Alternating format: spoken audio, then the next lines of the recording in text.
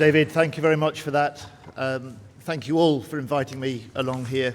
What David was really saying earlier is not just keep your questions short, he was saying to me, keep your answers short. And the main reason is not my diary, it's your drinks that follow immediately after this. Look, David, you and I took up our posts in defence within days of each other. You as the chair of RUSI, me as Keir's Shadow Defence Secretary.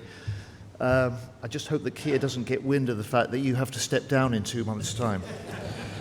But I have to say, under your leadership, this institution, RUSI, really has gone from strength to strength in these last 5 years, despite your first 2 years as chair being that very tough period for us all in COVID.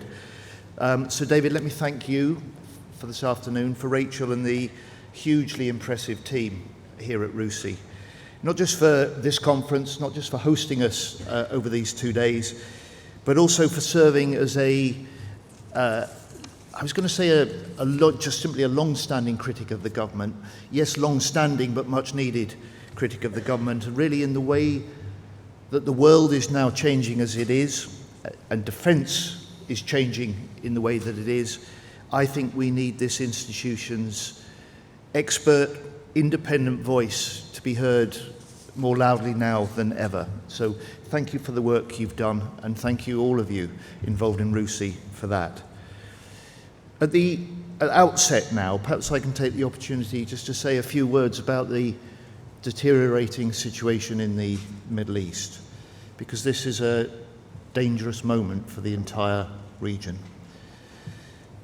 And we as a government have been consistent, clear and strong. We've always supported Israel's right to security. We've had grave concerns about Iran's nuclear program, and I repeat the calls on all sides to show restraint this afternoon, because a diplomatic resolution rather than military action really is the only route to lasting stability in the region. And in terms of our UK operational response, the military assets, including the additional Typhoon jets announced by the Prime Minister, have begun arriving. The first wave have already arrived, and the rest will follow in coming days. And I've also ensured that force protection is now at its highest level. So this operational response is to protect our personnel, it's to reassure our partners, and it's to reinforce the urgent need for de-escalation. And turning to today, to your programme, I remember last year's Land Warfare Conference. I think it was one of, if not the first, public speech I gave after having the privilege of taking up this job. And it came just a week after the Prime Minister kicked off the Strategic Defence Review. And I told you, in this room actually, back then, that this would be a review that would be done with the Army and not to the Army. And I hope what you heard from General Rowley Walker, giving the SDR what he called his unequivocal support and commitment this morning, you're confident that we met that promise. And I have to say to some of you in the room here, you were part of dozens of submissions that we had from serving personnel, for which we're really grateful.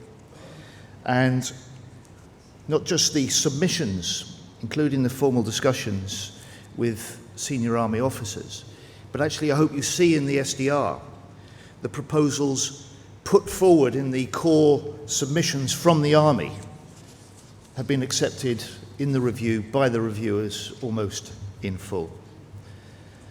And this is an SDR that will transform our Army, transform it to meet the challenges and the threats in the decades ahead. And it'll do so by combining the future technology of drones and AI with the heavy metal of our tanks, artillery, to deter the threats that we may face. And many of you have been around for long enough to have seen previous reviews. Many of you have been around long enough probably to be thinking, well, great promises, but we've seen so many of these reviews put on the shelf and gather dust next to the previous reviews. that came before. The only point I would stress today is that for me and everyone in defence, the 10 months of hard work to get to the point where we've launched the SDR is just the start, not the end of the work that's needed. So our adversaries are not hanging around, and nor are we. So we have a plan now in government to make Britain safer, secure at home, strong abroad.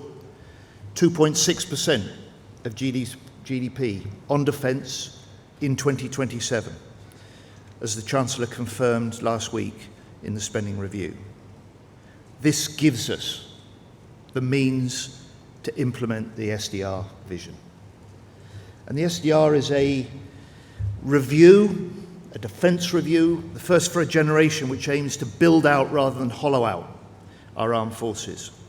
A review that's backed by an ambition to hit 3% of GDP spending on defence in the next Parliament, and a review that is matched and underwritten by a prospect of a decade of rising defence investment. It will bring big changes to our armed forces. You've discussed it this afternoon with that top-level distinguished panel. The SDR will see an integrated force greater than the sum of its parts. But that doesn't mean a lessening of the importance of the army. The SDR makes promises of an army that is larger in size and greater in lethality. And today I'll speak about how I'll play a role as Defence Secretary alongside General Rowley to deliver on those pledges. So let me start with what matters to me most, and that's our people. To maintain an advantage, every army must evolve with the times. Technologies emerge, tactics advance, but the one thing that stays constant is the need for talent. And ultimately, it is the people who win. It's the people who prevail. It's the people that win wars. And the British Army has in its ranks some of the finest soldiers the world over. But for too long, our army has been asked to do more with less. And like most things in life, building up is actually harder than cutting down. But we're acting already to stem the losses that you've seen long-term in recent years. And while reversing that long-term decline can't be done overnight, that will take time. But I want to see the number of full-time soldiers rise to at least 76,000 into the next Parliament. And let me set out some of the elements about how we will do that. First, I really don't recognise the claims. You often hear it in the media from commentators that somehow the next generation don't want to fight for the country. In the last decade, 1 million young people applied to join the military. They're the very lifeblood of the army. Every day, young men and women stepping forward in search of the opportunity, the sense of purpose and pride, in search of something greater than they have in their lives at present. And yet, of that million, more than 3 in 4 simply gave up. In large part because of the long delays in the process, they gave up before they were even recruited or rejected. And so in response, we've set new targets, we've scrapped old policies and red tape, and we're starting to turn those numbers around. My pledge to you is that the army will have a pipeline of people, the pipeline of people it needs to defend our nation and our nation's interests. And just as we'll encourage more people to join, we'll persuade more people to stay. And we'll do that by renewing the nation's contract with those who serve and the families who support them as they serve. Better pay, better housing, better conditions, better kit. And you know, the thing that probably has troubled me most in the last month was the continuous attitude survey which confirmed now that only 1 in 4 of service personnel believe that they're valued by society. That has plummeted over the last 12 years. And the best way to prove to those people, to our personnel, that the nation cares is not what we say, but it's what we do. And that's why it was important to me last year. We were able to award our service personnel the biggest pay increase for over 20 years. It was important to me that we could follow it up this year with another above inflation pay award. And homes with damp and mould and leaks are a betrayal of their service. And we're starting to put that right. So we've brought back now 36,000 military family homes from a private fund into public control.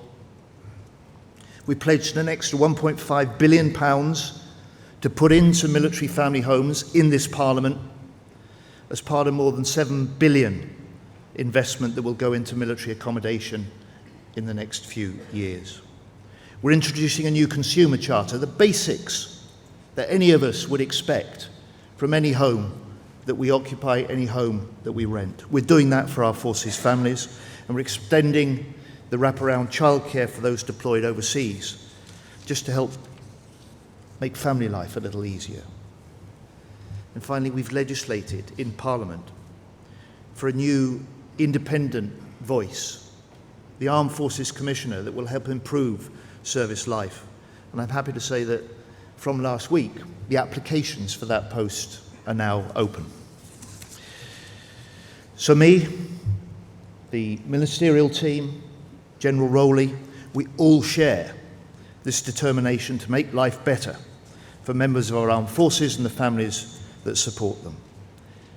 And doing so, we will, for the first time in a generation, start to grow the British Army. And I just say, look, warfighting and welfare of our forces are not in conflict or competition. They go hand in hand. You cannot have soldiers worried about a broken boiler or how they'll make ends meet if we want the Army's organising principle to be, as General Rowley said, warfighting at scale.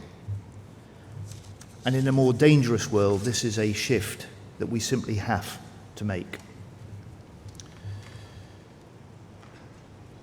But before I go further, I want just to note that at least 15 people were killed and more than 100 injured last night in Kyiv. And it's a grim reminder that whatever else is happening in the world, Putin's war still rages on the eastern flank of Europe. And the Ukrainians are continuing to fight with huge courage, civilians and military alike. And I just say to you that the UK and the UK's government's commitment to those Ukrainians remains as steadfast as it has been from the start, and we will stand with the Ukrainian people for as long as it takes. We will stand with them, we'll work with them, and for the purposes of this conference, we will also learn from them. Because the revolutionary military technology in Ukraine, helped by the UK, has been the drone. So lethal in force, they're now killing more people than artillery. The first time that offensive support has been overtaken since World War I. So systemic to strategy and tactics as the invention of the machine gun, or to the heavy army specialists in the audience, the tank. So effective in targeting that the Russian military have swapped armour for motorbikes to evade detection, and so maximum in impact that we saw a little over 100 drones destroy or damage more than 50 of Putin's strategic bombers in Operation Spiderweb. And so this is why the SDR calls for that tenfold increase in army lethality, and credit must go to Rowley for his foresight and his ambition in setting that out. So he set the ambition, he set the vision, and I'm backing that as Defence Secretary with the funding to deliver it. So today I'm announcing and confirming that we, from this year, will be investing over £100 million in new initial funding to develop land drone swarms.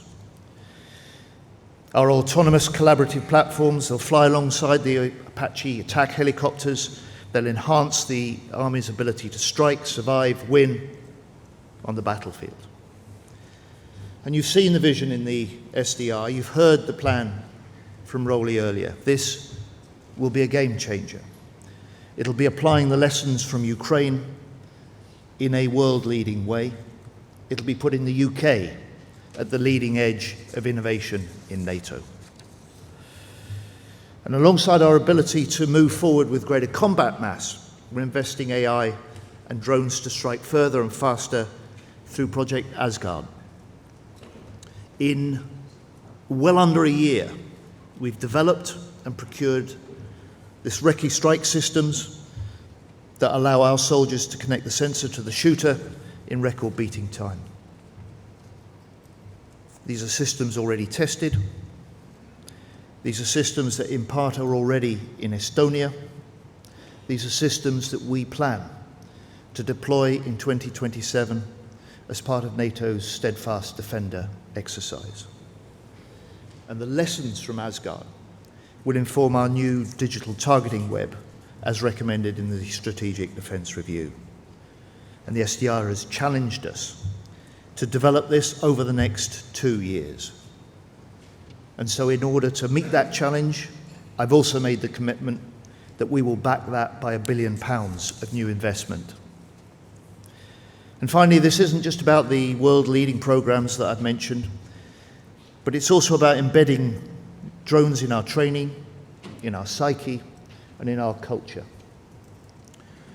And by doubling spending to £4 billion on uncrewed systems in this Parliament through the SDR, and by establishing a new drone centre, we'll accelerate the use of uncrewed systems across all of our services. So the Army will train thousands of operators on first view, surveillance, dropper drones. This summer, the Army will begin the rollout of 3,000 strike drones, followed by a further rollout of over 1,000 surveillance drones. We'll equip every section with a drone. And together, this work marks a crucial shift in our deterrence. It sends a clear signal to anyone seeking to do us or our allies harm, and it sets the pathway to an army that can indeed be 10 times more lethal. So let me draw, if I may, to an end by saying the British Army has always been a force feared by adversaries, respected by allies. And in this new era of threat, we will be asking more of our soldiers. And it is only right that our soldiers expect more of their government. In return, there'll be members of an army with better pay, with better housing, with better kit. There'll be members of an army greater in lethality, greater in size, an army that makes Britain safer, secure at home, and strong abroad. Thank you.